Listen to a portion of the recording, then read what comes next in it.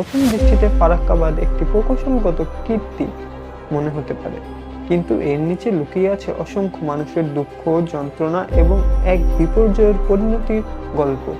ফেনীর ফুলগাজী এবং কুশরামের ৭০টি গ্রাম প্লাবিত হয়েছে। স্থানীয়রা কোনো ত্রাণ চান না, তারা চান এই বাঁধ ভাঙার স্থায়ী সমাধান।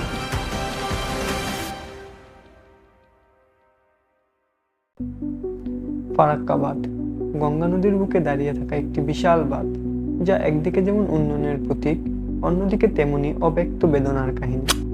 ভারতের পশ্চিমবঙ্গের মালদহ এবং মুর্শিদাবাদ জেলার মধ্যবর্তী এই বাঁধটি 1961 সালে নির্মাণ কাজ শুরু হয় এবং 1975 সালের 21 এপ্রিল এটি চালু হয়।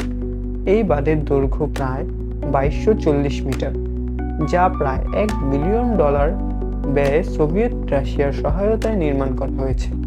বাঁধ থেকে ভাগীরথী হুগলি নদী পর্যন্ত ফিডার খালের দৈর্ঘ্য 25 মাইল, যা কলকাতা বন্দরের কাছে হুগলি নদীতে জমে থাকা পলি সরাতে সাহায্য করার উদ্দেশ্যে তৈরি করা হয়েছিল। প্রথম দৃষ্টিতে ফারাক্কা বাঁধ একটি প্রকৌশলগত কীর্তি মনে হতে পারে, কিন্তু এর নিচে লুকিয়ে আছে অসংখ্য মানুষের দুঃখ, যন্ত্রণা এবং এক বিপর্যয়ের পরিণতির গল্প। ফারাক্কা বাঁধ নির্মাণের সময় থেকেই বিশেষজ্ঞরা বারবার সতর্ক করছিলেন যে গঙ্গার মতো বিশাল এবং শক্তিশালী নদীর প্রবাহকে বাদ দিয়ে নিয়ন্ত্রণ করার চেষ্টা না করা, যার ফলে প্রকৃতির ভারসাম্য নষ্ট হতে পারে। কিন্তু সেই সতর্কতা অবহেলা করে এবং সেই অবহেলার মূল্য দিতে হয়েছে লাখ লাখ মানুষকে, যারা তাদের জীবিকা, জমি এবং প্রকৃতির সঙ্গে সহাবস্থানের শক্তি হারিয়েছে। প্রথমত, ফারাক্কা বাঁধ নির্মাণের ফলে গঙ্গা নদীর উজান এবং ভাটি অঞ্চলে ব্যাপক প্রভাব পড়েছে। গঙ্গা নদীর ওপর বাঁধ নির্মাণ করার ফলে নদীর প্রাকৃতিক প্রবাহ বাধাগ্রস্ত হয়েছে এবং এর ফলে নদীর উজান অঞ্চলে পানি জমে ভয়াবহ বন্যা পরিস্থিতির সৃষ্টি হয়েছে। অন্যদিকে ভাটি অঞ্চলে পলির অভাব দেখা দিয়েছে, যার ফসল উৎপাদন থেকে শুরু করে সাধারণ মানুষের জীবন বিপর্যয় ডেকে এনেছে।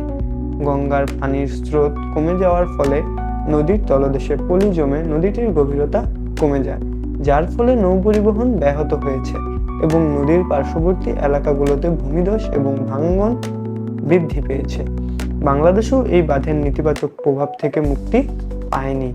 ফারাক্কা বাঁধের কারণে গঙ্গা নদীর পানির প্রবাহ কমে গেছে, যার ফলে বাংলাদেশের পানির অভাব দেখা দিয়েছে। পানির এই সংকট শুধুমাত্র কৃষিতে নয়, দৈনন্দিন জীবনেও প্রতিটি ক্ষেত্রে প্রভাব ফেলছে। বিশেষ করে শুষ্ক মৌসুমে যখন ফারাক্কা বাঁধ থেকে খুব কম পানি ছাড়া হয়, তখন বাংলাদেশের মানুষের জন্য পরিস্থিতি আরও কঠিন হয়ে পড়ে। পানির অভাবে কৃষিকাজ ব্যাহত হয়, মাটির উর্বরতা কমে যায় এবং এর ফলে খাদ্য নিরাপত্তা হুমকির মুখে পড়ে। ফারাক্কা বাঁধের কারণে সৃষ্ট এই পরিবেশ বিপর্যয় শুধু মানুষের জীবনে দুর্দশা ডেকে আনেনি, এটি প্রাকৃতিক ভারসাম্যকেও মারাত্মকভাবে নষ্ট করছে। গঙ্গা নদী, যা কোটি মানুষের জীবন জীবিকার প্রধান উৎস ছিল, এখন পরিণত হয়েছে এক বেদনার প্রতীকে।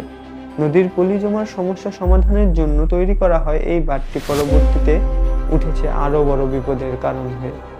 এই বাঁধের নির্মাণে নিঃসন্দেহে উন্নয়নের একটা দিক ছিল, কিন্তু সেই উন্নয়ন কতটা স্থায়ী এবং কতটা ন্যায়সঙ্গত তা নিয়ে প্রশ্ন উঠেছে বারবার। মানুষের জীবিকা, পরিবেশ এবং প্রকৃতির সঙ্গে সহাবস্থান যখন উন্নয়নের নামে হুমকির মুখে পড়ে, তখন সেই উন্নয়ন কতটা মূল্যবান? ফারাক্কা বাঁধ আজ আমাদের সেই কঠিন প্রশ্নের মুখোমুখি দাঁড় করায়। ফারাক্কা বাঁধের নির্মাণের পেছনে হয়তো একটি ভালো উদ্দেশ্য ছিল, কলকাতা বন্দরের পলি জমার সমস্যা সমাধান করা, কিন্তু সেই উদ্দেশ্যের জন্য কত মানুষের কষ্ট করে প্রকৃতিক ক্ষতি আর কত অশ্রু বইতে হয়েছে তা আজও হিসাবের বাহিরে।